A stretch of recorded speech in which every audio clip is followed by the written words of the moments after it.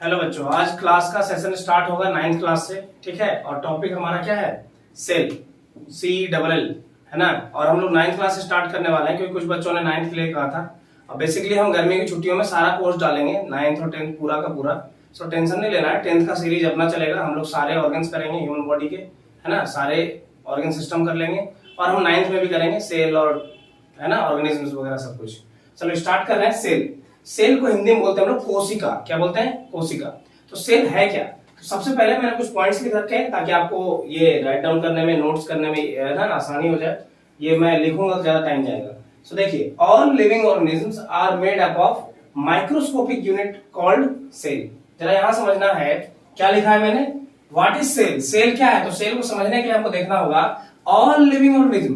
किन की बात कर रहे हैं हम? लिविंग ऑर्गेनिजम्स की। तो जितने भी लिविंग ऑर्गेनिज्म हैं सारे के सारे मेड अप ऑफ, किसके बने हुए हैं? Made up of microscopic unit called cell. ठीक है, जितने भी लिविंग ऑर्गेनिज्म हैं इस वर्ल्ड में, कोई भी अगर लिविंग है तो उसका बॉडी वो खुद किसका बना हुआ है? सेल का बना हुआ है। पर सर बोलो, आप ऐसे कैसे सर हवा में आप तीर छोड़ रहे हो, ये आप श्योर कैसे हैं कि सेल्स का ही बना हुआ है? सो अपने पास डिस्कवरी है और यहाँ देखो डिस्कवरी ऑफ सेल का पूरा पॉइंट हम आपको पढ़ाएंगे। यहाँ ये भी समझाएंगे कैसे हमने ये समझा कि हाँ सेल्स का ही बॉडी बना हुआ है या सेल प्रोडक्ट्स का, है ना।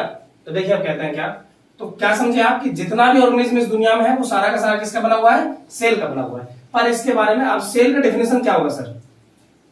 हम कहते हैं the cell is the basic, इस पॉइंट को याद रखना है, basic structural and functional unit of living organism. कुछ बुक इसको यहां पे लिखेगा यूनिट ऑफ लाइफ। ठीक है, पर मैंने लिविंग ऑर्गेनिज्म लिख दिया है, कुछ प्राइवेट बुक्स में लिविंग ऑर्गेनिज्म भी लिखा हुआ है। सो समझना, cell is the basic structural and functional unit of living organism. Cell क्या है? बेसिक। बेसिक मींस देखो, अगर आप किसी भी काम को करने जा रहे हो तो कहीं ना कहीं उसका स्टार्ट करना पड़ता है। अगर आप पढ़ना सीखते हो तो क ख ग से आप सीखते हैं। इंग्लिश मीडियम वाले बच्चे हैं, है ना, जिनके पास अखंड पैसा है तो वो ABC से सीखेंगे। बट आपको पता है इतना बड़ा अगर पूरा बुक लिखना है हमको तो वो ABC ही लगेगा। सो वो ABC जो आपका बेसिक है, जो आपके लेटर्स है, वो क्या है? आपका फंडामेंटल है, बेसिक चीजें हैं। ठीक है, तो उसी तरह से कितना भी बड़ा बॉडी बनाना हो, हमको हाथी बनाना हो, हमको चूहा बनाना हो, या हमको मेरे ऐसा पहलवान बनाना हो, सो ऐसे सारे कंडीशंस में हम स्टार्ट जहां से करेंगे बॉडी का मेकिंग जहां से स्टार्ट होगा तो वो बॉडी का बेस हो जाएगा। और वो बेसिक जो कंडीशन है वो क्या है? स्ट्रक्चर के लिए या फंक्शन के लिए कौन सा वो बेसिक यूनिट है? सेल है। क्या है? सेल है। ठीक है, सो क्या लिखा है मैंने? Cell is the basic structural and functional unit of living organism. आप समझना सर कि आपने बेसिक तो समझाया कि अगर किसी भी बॉडी को अगर बनाना है या स्टार्ट करना है, उसको आगे बढ़ाना है, इतना बड़ा बॉडी बनाना हो या छोटा सा बॉडी बनाना हो, तो सर स्टार्ट जहां से करेंगे वो हमारा बेस होगा। जैसे हम बिल्डिंग बनाना चाहते हैं तो सबसे पहले बेस बनाते हैं, तो जहां से हम स्टार्ट करते हैं वो हमारा बेस होता है। क्लियर? तो सर आपने ये बताया कि हमारा बॉडी सेल का बना हुआ है, इसलिए सेल को हम बेस बोलेंगे। समझ में आ गया? सर स्ट्रक्चर कैसे? तो भाई देखो, अगर किसी भी ऑर्गेनिज्म को आप बना रहे हो तो उसका बॉडी का स्ट्रक्चर बनाओगे। स्ट्रक्चर बनाओगे तो बॉडी बनेगा। जैसे घर के लिए हम स्ट्रक्चर बनाते हैं, पिलर्स बनाते हैं, तब पूरा घर बनाते हैं, है ना। बाकी बाउंड्रीज वगैरह देके डेंटिंग पेंटिंग करके ऐसा बना देते हैं कि पिलर्स दिखाई नहीं देते बाद में। उसी तरह से सेल आपके पूरे बॉडी के स्ट्रक्चर में यही काम करेगा, क्योंकि आपका पूरा बॉडी सेल का बना है तो उसका स्ट्रक्चर सेल्स का बना है। अब सेल्स क्या करते हैं? आपके बॉडी के पूरे डिजाइन को तैयार करते हैं, आपके बॉडी को तैयार करते हैं, और ये इसलिए स्ट्रक्चरल यूनिट होते हैं। फंक्शनल कैसे? भाई आपके बॉडी का जब पूरा का पूरा मेकिंग सेल का है तो काम कौन करेगा? तो अगर आपने इस दीवार को ईंट से बनाया है तो यहां पर काम करने के लिए थर्मोकोल नहीं आएगा, ईंट ही काम करेगा। और उस दीवार का काम क्या है? प्रोटेक्शन, मजबूती, है ना, होल्ड करता है रूफ को। तो ये जो कंडीशंस है यहाँ पे, ये दीवार क्यों काम कर पा? क्योंकि हमने यहाँ पे ईंटों से इसको बनाया। अब इसका काम कौन करेगा? ईंटें इसका काम करें, ब्रिक्स, है ना। सो दैट आपके बॉडी का जब मेकिंग है आपका किसका? सेल का, तो आपके बॉडी का फंक्शन कौन करेगा? सेल ही करेगा। इसलिए फंक्शनल कौन है? सेल है। और सर समझ में नहीं आया, आप इसका एक हमको एग्जांपल दीजिए या फिर एक ऐसा प्रूफ दीजिए हम समझे। तो देखिए हम बात बता रहे हैं। सेल बेसिक स्ट्रक्चरल और फंक्शनल यूनिट है। बेसिक क्यों बोले? क्योंकि स्टार्ट यही कर रहा है तो बेस है। स्ट्रक्चर क्यों बोले? बॉडी का स्ट्रक्चर इसी से पूरा बना होता है, स्ट्रक्चरल है। फंक्शनल क्यों? जब बना हुआ इसी से पूरा बॉडी है तो काम भी यही करेगा बॉडी के लिए, तो ये फंक्शनल भी है ना। या तो सेल करे या सेल के ग्रुप करें, पर कर तो सेल रहा। ठीक है, तो ये हमारे किसी भी लिविंग ऑर्गेनिज्म में जो स्ट्रक्चरल और फंक्शनल यूनिट होता है बेसिक तरीके से, वो हमारा सेल होता है। पर इसका प्रूफ देने के लिए हमने क्या किया? डिस्कवरी करना शुरू किया। और जब डिस्कवरी करते क्या करते हैं, तो कुछ ऐसे ऑर्गेनिज्म मिले जो केवल सिंगल सेल के बने हुए थे, और हमने देखा कि वो ऑर्गेनिज्म लिविंग है और वो बिल्कुल अच्छे से लिविंग, एकदम बेहतरीन, जैसे अमीबा है ना, पैरामीशियम। और इन ऑर्गेनिज्म को जब बहुत ध्यान से हम देखते हैं तो ये खा भी रहे हैं, चल भी रहे हैं, ट्रेवल भी कर रहे हैं, रिप्रोड्यूस भी कर रहे हैं, ये सारा कंडीशन हो रहा है। सो हमने देखा कि भाई वो एक अमीबा की बात करो, अपने बॉडी पर आप कंफ्यूज हो सकते हो, तो एक सिंगल अमीबा की बात करो। एक सिंगल अमीबा के बॉडी का स्ट्रक्चर किससे बना है? सेल से। तो उसके लिए स्ट्रक्चर यूनिट कौन है? सेल है। अच्छा, उस सिंगल अमीबा का सारा काम कौन करके दे रहा है? उसको सेल ही करके दे रहा है। वो ट्रेवल करता है स्यूडोपोडिया से, वो भी सेल मेम्ब्रेन ही है, उसको इधर उधर इलोंगेट होता है ना। वो सेल ईटिंग कर रहा है, उसका भी अपना मेथड है, लेकिन वो सारा काम जो रिप्रोडक्शन कर रहा है वो सेल के थ्रू ही कर रहा है। तो फंक्शनल यूनिट कौन है? उसका सेल ही है। तो सिंगल सेलुलर ऑर्गेनिज्म को अच्छे से स्टडी करने के बाद हमने देखा कि उसके बॉडी का स्ट्रक्चर, उसके बॉडी का फंक्शन सारा सेल का है। अच्छा, उसी तरह से हम कई सारे ऑर्गेनिज्म को इकट्ठा करते गए, कई सारे सेल्स को इकट्ठा करें और एक ऑर्गेनिज्म बना दें जिसे मल्टी सेलुलर ऑर्गेनिज्म कहेंगे। यहां मैंने उसके लिए बताया है, मैं बताऊंगा अभी, सिंगल सेलुलर और मल्टी सेलुलर, जैसे यूनिसेलुलर भी आप बोलेंगे या मल्टी सेलुलर बोलेंगे। तो यहां पे समझना यह है कि सेल्स के लिए स्ट्रक्चरल और फंक्शनल यूनिट हमारा जो है सेल है, किसी भी लिविंग ऑर्गेनिज्म के लिए, लिविंग ऑर्गेनिज्म के लिए स्ट्रक्चरल फंक्शनल यूनिट हमारा सेल है। पर कैसे प्रूफ कीजिए? तो हमने सिंगल सेल को देखा। अब जब हम मल्टी सेलुलर ऑर्गेनिज्म पे आते हैं वापस, तो हमने देखा कि भाई मल्टी सेलुलर ऑर्गेनिज्म के बॉडी का भी डिजाइन पूरा सेल का बना हुआ है। अगर सेल का ही पूरा बॉडी बना हुआ और सेल प्रोडक्ट्स का और कुछ चीजें जैसे वाटर वगैरह बाहर से ले रहे हो ना, तो वो सारी चीजें भी होंगी। तो हमने देखा कि वाटर तो दुनिया में ऐसे भी है, प्रोटीन वगैरह कई और चीजों में भी है, मिनरल्स है ना, रॉक्स में भी होते हैं, पर वो कभी भी कोई भी लिविंग कंडीशन में नहीं है। वाटर में लिविंग कंडीशन वाला कोई एक प्रॉपर्टी नहीं है, बट सेल में वही प्रोटीन, वही वाटर, वही सब कुछ है, पर सेल लिविंग है, वो काम कर रहा है। तो इसलिए लाइफ का जो फंडामेंटल यूनिट है वो कौन होगा? सेल होगा। फंडामेंटल बेसिक यूनिट कौन होगा? सेल होगा। और जब बेसिक यूनिट लाइफ का सेल है, फिर एक ऑर्गेनिज्म को हम बनाते हैं, बोलते हैं बड़ा सा ऑर्गेनिज्म है, ये चूहा है, एक हाथी है, और ये जो हाथी है, चूहा जो भी देख रहे हो, ये लिविंग है। तो कैसे लिविंग है? क्योंकि सर ये खाता है, ये ट्रेवल करता है, ये करता है, पर ट्रेवल कैसे करता है? तो सर इसके मसल्स जो है ना कॉन्ट्रैक्ट और रिलैक्स होते हैं, इसकी वजह से इसके बोन्स में मूवमेंट आता है और ये ट्रेवल करता है। तो मसल्स किसके बने हुए हैं? तो टिश्यूज के बने हुए हैं। टिश्यूज में मूवमेंट कैसे आ रहा है? क्योंकि उसके सेल मूव कर रहे हैं। तो फिर तो काम किसने किया? सेल ने। इसीलिए फंक्शनल यूनिट कौन है? सेल है। हमने एक बड़ा ऑर्गेनिज्म लिया, उसको ट्रेवल करवाया, हम देख रहे ट्रेवल कर रहा है, हमने ध्यान दिया कि उसके मसल्स के थ्रू ट्रेवल कर रहा है। मसल्स टिश्यूज के बने हैं, टिश्यूज सेल के बने हैं, और अच्छे से जानने में पता चलता है कि सेल ने मूवमेंट किया तो टिश्यूज ने मूवमेंट किया है। सेल में रिलैक्स और कॉन्ट्रैक्शन हो रहा है तो टिश्यूज में हो रहा है, और उसकी वजह से मूवमेंट हो रहा है बॉडी में, है ना। जैसे कि हमको हाथ ऊपर लाना, तो हम यहाँ के मसल्स को क्या करेंगे? कॉन्ट्रैक्ट कर देंगे, इधर रिलैक्स करेंगे, हाथ ऊपर आ गया। पर ये मसल्स में कॉन्ट्रैक्ट और रिलैक्स कैसे हुआ? तो ये कॉन्ट्रैक्ट और रिलैक्स हो रहा है किसकी वजह से? मसल्स के टिश्यूज की वजह से। और टिश्यू कैसे बने हैं? सेल्स के। तो स्टार्टिंग किसने किया होगा? सेल्स ने किया होगा। जैसे बड़ा सा क्राउड है, सामने कोई मंत्री जी खड़े हैं, पूरा क्राउड मिलकर के अंडा फेंक रहा है मंत्री जी पे, नहीं अंडा महंगा है, टमाटर फेंकते हैं हम लोग, तो टमाटर फेंक रहे हैं हम लोग मंत्री जी पे। तो स्टार्ट तो किसी एक ने किया होगा ना, स्टार्ट किसी एक ने किया होगा, तब ना सारे फेंकने लगे। वैसे ही स्टार्ट जो काम का है आपका, वो सेल ही करता है, और तब जाके बड़े लेवल पे आपका काम होता है, क्योंकि सेल ने काफी सारा ग्रुप बना रखा है, काफी सारा क्राउड बना रखा है। एक अकेला आदमी मंत्री जी पे 10 केजी टमाटर नहीं फेंक पाएगा, पर सारा क्राउड मिलकर 50 केजी फेंक दे रहा है। उसी तरह से एक अकेला सेल आपके बोन्स में मूवमेंट जनरेट नहीं कर सकता, आपके बॉडी मूवमेंट नहीं पैदा कर सकता, पर सारे सेल्स के ग्रुप मिलकर टिश्यू बनाते हैं और वो मूवमेंट कर सकता है ना। तो इसीलिए आपके बॉडी का जो फंक्शन है, सारा काम है, वो किसके थ्रू हो रहा है? सेल के थ्रू। आपके बॉडी का स्ट्रक्चर किसके थ्रू है? सेल के थ्रू। अब इसमें अगर आपको चाहिए कि हमको सर आप वो क्या बोलते हैं, सबूत प्रस्तुत कीजिए, तो सबूत के तौर पे आपने किसको देखा? सिंगल सेलुलर ऑर्गेनिज्म को देखा। ठीक है, तो what is cell? The cell is the basic, यहाँ पे fundamental, structural and functional unit of living organism. Living organism क्यों? क्योंकि सेल केवल किसमें मिलेगा? लिविंग ऑर्गेनिज्म में ही मिलेगा, है ना। और सेल से अगर वो बना है तभी उसमें लाइफ है, बिना सेल के बने हुए किसी भी चीज में लाइफ नहीं है। समझ गए?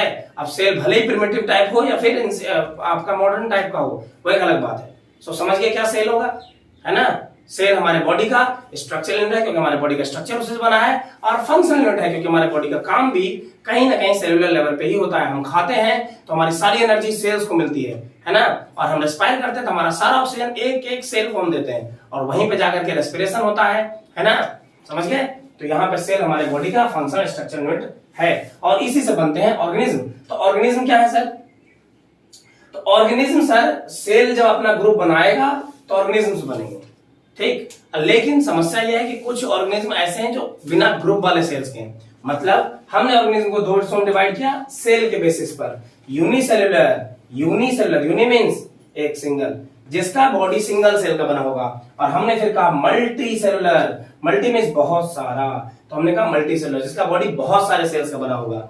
मतलब इस पूरी दुनिया में अगर आप सेल को ध्यान से देखो तो भाई स्ट्रक्चरल फंक्शनल यूनिट है बॉडी का, तो सेल के अकॉर्डिंग सेल के कंपोजिशन से कितने बॉडीज बने, कितने टाइप ऑर्गेनिज्म बने, दो टाइप के। एक जब सिंगल अकेला सेल, उसमें कंबाइंड अकेला सेल पूरे बॉडी को बनाता है, ट्रेवल करता है, रिप्रोड्यूस करता है, ईट करता है, हर एक चीज करता है, तो वो यूनिसेलुलर। जब बहुत सारे सेल आपस में मिक्स होंगे तब एक बॉडी बनेगा और तब काम होगा उसका, तो वहां पे क्या हो गया, मल्टी सेलुलर। तो बात करेंगे दोनों के डिफरेंस की, यूनिसेलुलर मल्टी सेलुलर में क्या डिफरेंस है ना, कोई टॉपिक छूट ना जाए, इसलिए मैंने छोटा छोटा सा हिंट लिख रखा खुद के लिए।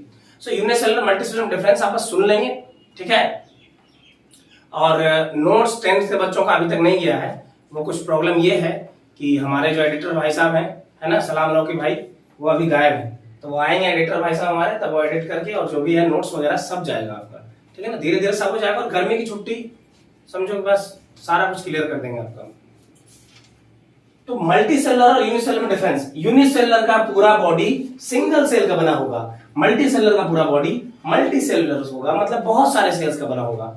यूनिसेलुलर का जो बॉडी है उसमें रिप्रोडक्शन सिंगल सेल से कर रहा है, और ये चांसेस हैं कि ये सेक्सुअल रिप्रोडक्शन है। और मल्टी सेलुलर, क्योंकि रिप्रोडक्शन आप पढ़े नहीं इसलिए हम अभी नहीं बता रहे उसको, तो यूनिसेलुलर करेगा सिंगल सेल से सारा मूवमेंट, सारा काम और पूरा बॉडी सिंगल सेल का। मल्टी सेलुलर करेगा बहुत सारे सेल्स के कंपोजिशन से अपना सारा काम करेगा, और बहुत सारे सेल के मिलने से ये अपना आगे का काम बढ़ाएगा।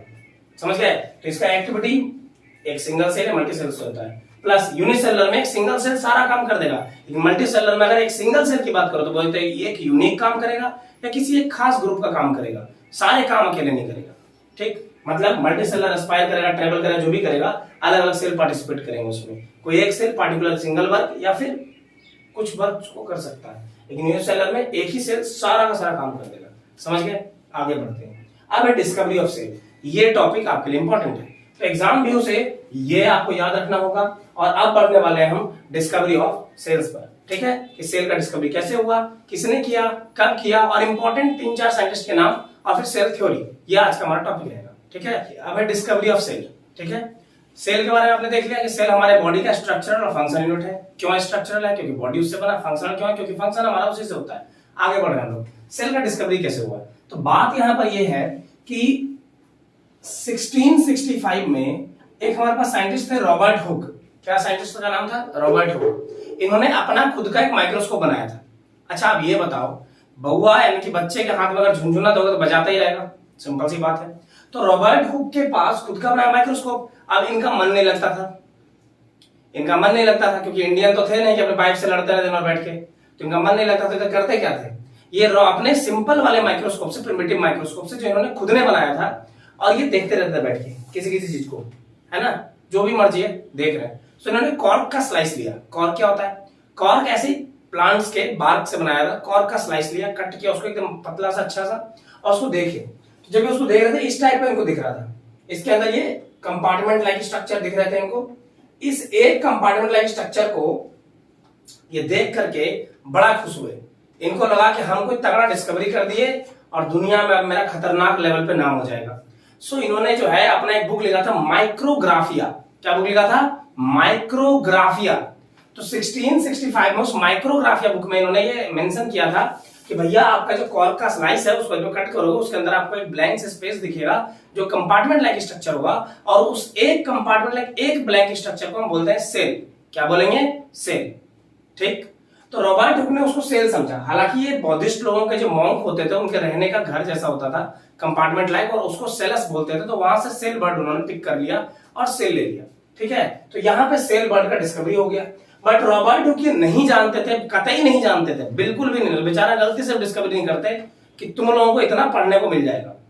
नहीं, आदमी बहुत अच्छे थे, अनजाने में डिस्कवरी कर दिया। अगर जानते तो तुम लोगों के लिए कभी नहीं करते। तो रॉबर्ट हुक ने बेचारे ने गलती से डिस्कवरी कर दिया, और ये नहीं जानते थे कि इंसान का बॉडी हो या प्लांट बॉडी हो, ये इसी चीज का बना हुआ है। इन फ्यूचर अब ये समझा गया बाद में कि ये डेड सेल का डिस्कवरी किया इन्होंने। तो याद रखना, रॉबर्ट हुक ने लिविंग सेल का डिस्कवरी नहीं किया था, डेड सेल का डिस्कवरी किया था। और ये भी लक बाय चांस, क्योंकि अगर ये किसी और चीज को देखे होते और उसमें ऐसा ब्लैंक स्ट्रक्चर को सेल बोलते तो आगे डिस्कवरी इनका नहीं पड़ता। बट जो इन्होंने किया था वो प्लांट सेल से ही बना हुआ था, तो वो जो ब्लैंक स्पेस था वो प्लांट सेल का था, सो दैट इसका नाम पड़ा सेल।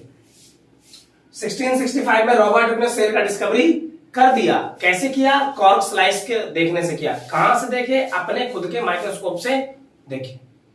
क्लियर? चलो, बुक का नाम कौन सा था? 1665 में पब्लिश किए थे, माइक्रोग्राफिया। याद रहेगा। आगे बढ़ते हैं, ये है 9th में इसलिए इतना बता रहे। आगे बढ़ते 1674 में लेवेनहॉक की बात करते हैं।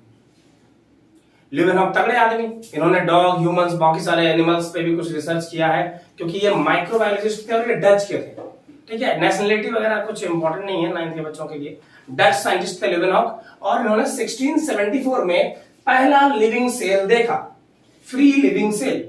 ठीक है, फ्री लिविंग सेल देख लिया। कैसे देखा? पॉन्ड वाटर को लेके आए। रीजन जानना आपके लिए जरूरी है कि कहां से देखा, कैसे देखा, क्या डिस्कवरी किया। सो ये पॉन्ड वाटर को लेके आए, इन दोनों के लिए जरूरी है, आगे फिर आपको उतना इंपॉर्टेंट नहीं रहेगा। तो लेवेनहॉक पॉन्ड वाटर लाए, उसको अच्छे से इन्होंने ऑब्जर्व किया, तो उसमें बहुत सारे मूवमेंट वगैरह दिखाई दिए। तो उसको सबको अच्छे से ऑब्जर्व करने के बाद इन्होंने देखा कि भैया उसमें कहीं ना कहीं एक सेलुलर सेल जैसा स्ट्रक्चर है, सेलुलर स्ट्रक्चर है, और उन्होंने कहा कि भैया वो लिविंग सेल है। समझे? तो पहला लिविंग सेल किसने देखा? लेवेनहॉक ने। कब देखा? 1674 में। ठीक है, फ्री लिविंग सेल को देखा। नेक्स्ट, इतना नाम आपको याद रखना है इसलिए मैंने लिखा है, इसमें बस ये एक अनइम्पोर्टेंट है, बाकी सारे इंपॉर्टेंट है। अब है रॉबर्ट ब्राउन।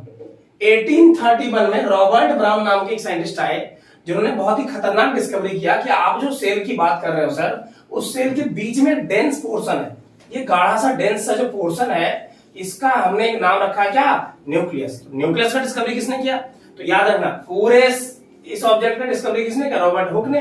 जबकि बीच वाला किसने किया? रॉबर्ट ब्राउन ने, है ना? समझ, दोनों नाम एकदम लग रहा है जुड़वा मेल में पिछड़े हुए। तो रॉबर्ट ब्राउन, जबकि दोनों भाई नहीं थे, टेंशन मत लेना, ऐसा मत समझ लेना कि राम और श्याम है तो दोनों भाई होंगे। ठीक है, इंडिया में होता है ऐसा, सीता और गीता बहन हो जाती है। तो रॉबर्ट ब्राउन 1831 में डिस्कवरी कर गए न्यूक्लियस का, कि सेल के बीच में डेंस पोर्शन है। फिर आता है पुरकिंजे। पुरकिंजे ने क्या किया? 1839 में कहा कि भाई सेल के बीच में कुछ तो ऐसा गाढ़ा सा लिक्विड बढ़ा हुआ है, जो पूरी तरह से वाटर जैसा नहीं है, पूरी तरह लिक्विड नहीं है, सेमी लिक्विड है। ठीक है, और ये मामला कुछ गड़बड़ है। तो पुरकिंजे ने उसका नाम दिया प्रोटोप्लाज्म, और उसको इन्होंने कहा कि ये सेल लिविंग है। पर कैसे लिविंग है, क्यों लिविंग है, क्या रीजन है कि लिविंग है? ऐसा तो हुआ नहीं धरती से एक अवतार आया, उन्होंने बोला सेल लिविंग होगा, हा हा हा, ऐसा नहीं था। सो पुरकिंजे ने कहा कि प्रोटोप्लाज्म में बहुत सारे रिएक्शंस चल रहे हैं, बहुत सारा काम हो रहा है, सो दैट प्रोटोप्लाज्म का जो लिक्विड है, और ये कुछ कुछ इसमें गाढ़ा गाढ़ा सा है, दाने दाने ऐसे कुछ छिटे हुए इधर उधर, तो इन्होंने कहा वो लिविंग फ्लूइड है। तो living fluid substance present inside the cell, living fluid substance present inside the cell, and the substance is called protoplasm, discovered by Purkinje in 1839। Clear? देख रहे हो, खतरनाक लेवल में पढ़ा रहे हैं तुम लोगों को। 1866 में हेकल आए, और इन्होंने क्या कहा कि भैया जो न्यूक्लियस है, इस न्यूक्लियस में कुछ ना कुछ तो गड़बड़ है मामला, और इस न्यूक्लियस के अंदर कुछ तो ऐसा है जो पेरेंट्स की प्रॉपर्टी बच्चों तक लेके जा रहा है। मींस हेरिडिटरी इवोल्यूशन, हेरिडिटी में काम आ रहा है, इवोल्यूशन सॉरी। तो ये हेरिडिटी में काम आ रहा है। हेरिडिटी मतलब आप ध्यान से देखो, गिलहरी का बच्चा बड़ा होने पे गिलहरी बनता है। एक अंडे ले लीजिए आप, ये मुर्गी का अंडा, ये कबूतर का और ये बतख का।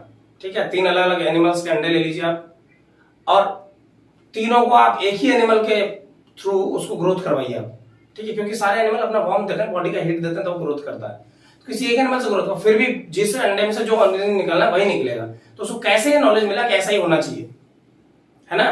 कुछ ऑर्गेनिज्म तो बड़े होने वाला लाल पंख है उसके पिताजी का, भैया पिताजी मतलब विथ रेस्पेक्ट चिकन मुर्गा, तो उसका लाल पंख अगर है ना, तो बच्चे का भी है। तो उसको किसने बताया कि तुम्हारा पंख का कलर रेड होगा? तो ये हैके ने कहा कि भैया ऐसा नहीं है कि उसको अपने आप पता होता है। गिलहरी के 3 ऐसे फिंगर है ना, राम भगवान ने खींच दिए थे, तो वो ऐसे ऑटोमेटिक नहीं होते।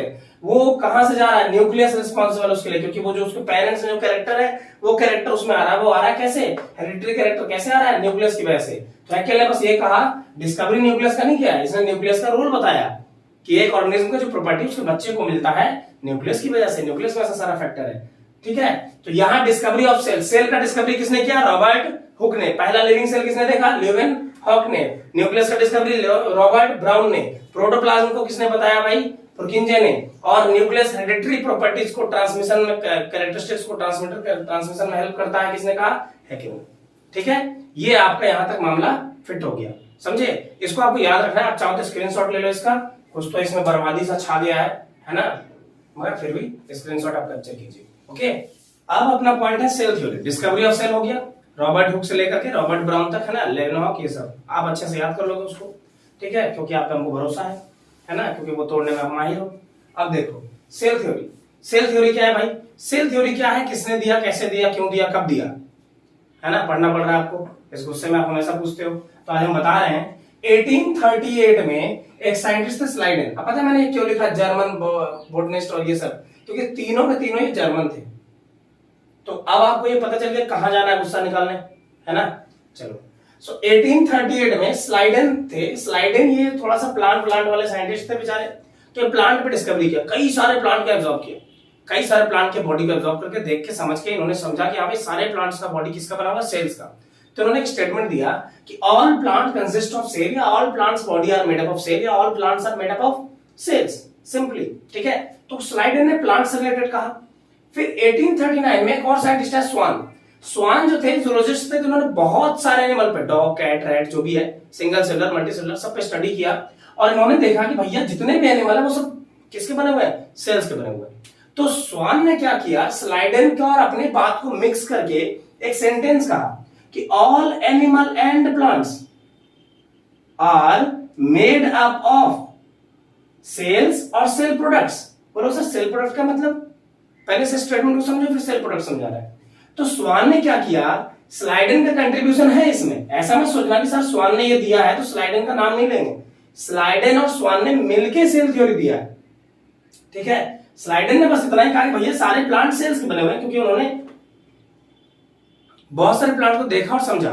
फिर आते हैं स्वान। स्वान ने भैया बहुत सारे एनिमल्स को देखा समझा, और इन्होंने कहा कि भैया ये तो सेल के बने हुए हैं।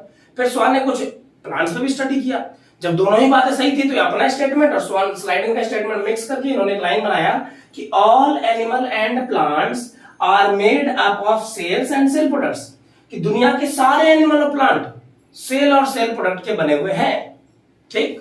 या इसको आप ऐसे कह सकते हैं कि all living things are made up of cells, सारे लिविंग थिंग्स सेल्स के बने हुए हैं। और सेल प्रोडक्ट का मतलब क्या है, जैसे प्लांट्स में कभी कभी होता है ना कि बोलते हैं कि प्लांट का ये सेल हार्ड है क्योंकि इसमें लिग्निन भर गया, तो लिग्निन कहां से आया, मिट्टी से तो आएगा नहीं, तो वो सेल का ही प्रोडक्ट है। सेल नहीं उसको निकाला, रिलीज किया अपने अंदर से, चारों तरफ भर गया, तो वो सेल प्रोडक्ट हार्ड है। तो कई बार आपके सेल्स के बीच में सेल से ही रिलीज हुआ बहुत सारा केमिकल वगैरह प्रोडक्ट होता है, इसलिए आपका जो पूरा बॉडी है वो सेल का और सेल प्रोडक्ट्स का बना हुआ है, ठीक है। तो स्वान ने क्या कहा, स्वान ने स्टडी किया एनिमल्स पे और फिर स्टडी किया कुछ प्लांट्स पे, और स्लाइडेन की बातों को मिक्स करके कहा कि सारे एनिमल और प्लांट किसके बने, सेल और सेल प्रोडक्ट के बने, ठीक। अब इसको याद रखना में कंफ्यूजन होगा, सर किसने क्या कहा, तो याद रखना स्वान मींस क्या होता है, ये स्पेलिंग छोड़ दो, ये इसका स्पेलिंग आप छोड़ दीजिए इसको। आप ये बताइए स्वान मींस क्या होता है, हंस। हंस क्या है, एक जानवर है, एनिमल, बर्ड, है ना, जो भी आप कह सकते हो उसको, ऐसे तो बर्ड ही कहोगे, जो भी क्या कहोगे। तो स्वान किसके साइंटिस्ट होंगे, तो स्वान मींस हंस। हंस एक टाइप का क्रिएचर है, एनिमल है, तो स्वान एनिमल वाले जूलॉजिस्ट हो जाएंगे। समझ में आ गया, याद रहेगा। स्वान में कोई कंफ्यूजन, स्वान तो आपको याद रह जाएगा कि एनिमल वाले थे, तो इन्होंने डिस्कवरी एनिमल पे किया और एनिमल से रिलेटेड बताया। अब करते हैं स्लाइडेन की बात। अच्छा, स्लाइड कहां से करता है, कई बार देखते हैं बच्चे पेड़ पे चढ़ते हैं, स्लाइड करके गिर जाते हैं, हाथ पैर में चोट लग जाता है, तो आदमी फिसल के किस पे से गिरेगा, आदमी हंस पे से तो फिसलेगा नहीं। स्वान मींस हंस, मतलब समझना, एक बार हम ऐसे बता रहे हैं ताकि कंफ्यूजन ना हो कभी, ठीक है। स्वान का मतलब क्या होता है, हंस। ऐसे डायरेक्ट प्रोनाउंसिएशन और वर्ड मीनिंग पे ध्यान नहीं देना, बस माइंड सेटअप के लिए। स्वान मींस हंस होता है, हंस एक जानवर है, सो दैट वो एनिमल्स के बारे में कौन बोलेगा, स्वान बोलेंगे, ठीक। अच्छा, फिर हम बात करते हैं स्लाइडेन। पेड़ पे से ही स्लाइड होते हैं, लोग गिरते हैं और उनका पैरा टूटता है, सो दैट स्लाइडेन प्लांट वाले साइंटिस्ट होंगे, तो इन्होंने प्लांट से रिलेटेड कहा होगा। तो सेल थ्योरी में प्लांट वाला किसने बोला, तो आप बोलो सर स्लाइडेन स्वान दो है, तो स्लाइडेन वाले फिसल गिरना, हाँ प्लांट से गिरेगा आदमी, तो प्लांट वाला इसने कहा। स्वान मींस हंस एक एनिमल है, तो एनिमल वाला इन्होंने कहा। बट आपको पता है दुनिया में प्लांट पहले आए थे, प्लांट ज्यादा है भाई, बढ़िया से काम कर रहे हैं, तो प्लांट वाला पहले स्टेटमेंट आएगा 1838 में, और एनिमल वाला बाद में स्टेटमेंट आएगा 1839 में, क्योंकि एनिमल का ओरिजिन भी अर्थ पे बाद में ही हुआ है, ठीक है। तो 1839 में, और एनिमल वाला जब आएगा तो एनिमल बड़े चालाक होते हैं, जिससे अपना फायदा हो रहा है उसको तो खाते ही खाते हैं, दूसरों को भी मार देते हैं, है ना, जैसे हम लोग इंसान। तो स्वान बड़ा चालाक थे, इन्होंने इसका स्टेटमेंट मिक्स कर दिया और सेल थ्योरी का स्टेटमेंट दे दिया। तो बेसिकली यही स्टेटमेंट जो है यही सेल थ्योरी है। ये कि all plant and animal are made up of cell products, तो ये दिया किसने? स्वान ने। मगर ये दोनों के दोनों बंधु, भाई, सखा, मित्र, ये दोनों अनेबल थे इस बात को समझाने में कि भैया जी नए सेल आ कहां से रहे, ऑर्गेनिज्म का बॉडी इतने सारे सेल्स का बन कैसे गया, एक हाथी में इतने सारे सेल हो कैसे गए, तो बड़ा प्रॉब्लम था इस दुनिया में, सेल आ कहां से रहे। तो फिर हमारे पास एक साइंटिस्ट है विर्चो। कौन है? विर्चो। विर्चो भी जर्मन बायोलॉजिस्ट थे और विर्चो ने कहा कि तुम इस बात को नहीं समझोगे क्योंकि तुम अभी बच्चे हो, तुम सब बच्चे हो नादान, इनको बुद्धि दो भगवान। और 1855 में विर्चो ने कहा, क्या कहा कि भाई साहब जितने भी सेल्स हैं, ऑल सेल्स अराइज आर हैं कहां से? प्री एग्जिस्टिंग सेल, पहले से जो धरती पर सेल है। आपके बॉडी में जो नया सेल बन रहा है, आप पहले थे जन्म लेते टाइम पर 2.5 kg के, अब आप हो गए 250 kg के खा के। तो ये जो आपके बॉडी में इतना सारा सेल आया है वो कहां से आएगा? तो ये सारा सेल पहले से जो एग्जिस्ट करता है आपकी बॉडी में सेल, उसी से नया सेल आएगा। और एक्चुअल स्टेटमेंट क्या था इनका, विर्चो का? एक्चुअल स्टेटमेंट था ओमनिस सेलुले ई सेलुला। इसका मतलब ये होता है, ठीक है। तो इनका एक्चुअल स्टेटमेंट ये था, इसको आपको याद रखना पड़ेगा। कभी पूछता है कि ये स्टेटमेंट किसने दिया, ये किसका कथन था, तो ये देख लीजिए। और इसका स्टेटमेंट का ये जो रहा एक्सप्लेनेशन कि पुराने सेल से ही नया सेल आएगा, ठीक है। अब नए पुराना सेल कहां से बनेगा, या डिस्कवरी सेल का कैसे होगा, स्टार्ट धरती पहला सेल कैसे बना होगा, वो इवोल्यूशन वाली बातें हैं, उसको आप अभी इतने अच्छे से और आसानी से नहीं समझ पाओगे। बट आप सेल थ्योरी समझे या नहीं, क्योंकि सेल थ्योरी बहुत इंपॉर्टेंट चीज है, ठीक है। कि भाई स्लाइडन ने कहा प्लांट से रिलेटेड, स्वान ने कहा एनिमल से रिलेटेड, दोनों को मिक्स करके एक स्टेटमेंट बनाया गया। वो स्टेटमेंट सेल थ्योरी था, पर इस स्टेटमेंट में ये मिसिंग था कि भाई सेल्स आ कहां से रहे। तो विर्चो ने उसको क्लियर करके इसी को फिर ऐड कर दिया गया सेल थ्योरी में, और ये दोनों स्टेटमेंट मिल करके सेल थ्योरी बनाते हैं। 3 साइंटिस्ट का कंट्रीब्यूशन है इसमें, 1838 में स्लाइडन का, 39 में स्वान का, और विर्चो का 55 में। स्लाइडन स्वान में बच्चे कंफ्यूज होते हैं, इसलिए मैंने बता दिया स्लाइडन प्लांट वाले होंगे, स्वान एनिमल वाले साइंटिस्ट होंगे, याद रखने के लिए भी ट्रिक हो गया। Is that clear? अब हम आगे बढ़ेंगे कि प्लांट के शेप, साइज, है ना, इन सब चीजों के बारे में, ठीक है। चलो अब नेक्स्ट पॉइंट हमारा देखो, सेल थ्योरी पढ़ लिए। अब सेल थ्योरी के बाद पढ़ना है कि क्या दुनिया के सारे सेल एक जैसे होते हैं, है ना? क्या सारे सेल्स, सभी का शेप, सभी का साइज एक जैसा होगा? बड़े छोटे नहीं हो सकते सर, या क्या होगा? उसी को डिस्कस करने के लिए हम यहाँ पे आए। तो हमने देखा है कि सेल का शेप कैसा होगा भाई, तो हम डिस्कस करते हैं कि कुछ सेल्स के बारे में पढ़ लेते हैं। आरबीसी का शेप कैसा होता है? राउंडेड। पर राउंडेड में कैसा? बाइकॉन्केव, मतलब जैसे एक आटा लेकर के आप उसको राउंड कर लो, चपटा कर दो, और बीचों बीच में दबा दो उसको, तो वो आरबीसी का शेप बनेगा, उस टाइप का होता है, क्योंकि इसके पास न्यूक्लियस नहीं होता, याद रखना। अच्छा, मीजोफिल सेल कहां होते हैं? मीजोफिल सेल होते हैं, जैसे ये देखिए आपका लीफ है, पत्ता है, और इस लीफ को अगर आप अच्छे से स्टडी करो तो फोटोसिंथेसिस कहां होता है? तो इसको हम जब देखेंगे ध्यान से जूम करके तो पता चलता है कि ऊपर का लेयर, नीचे का लेयर, बीच में कुछ सेल्स होते हैं जिनमें क्लोरोफिल होता है और वहीं फोटोसिंथेसिस होता है। तो मेसोफिल सेल के राउंड और ओवल, ये देखो मेसोफिल सेल्स, ठीक है। फिर कहता है न्यूरॉन्स कैसे होते हैं? लॉन्ग और ब्रांच, ये देखो एकदम लॉन्ग है ना, और ये देखिए ब्रांचेस टाइप। फिर बात करो अमीबा कैसा होता है, देखो इरेगुलर शेप का होता है। स्पर्म सेल अलग शेप का है, ये मसल सेल अलग शेप का है, स्मूथ मसल सेल्स। तो सेल्स के शेप अलग अलग होते हैं सर। अच्छा, जब शेप ही अलग अलग है इतने टाइप का, तो क्या साइज अलग अलग नहीं होगा?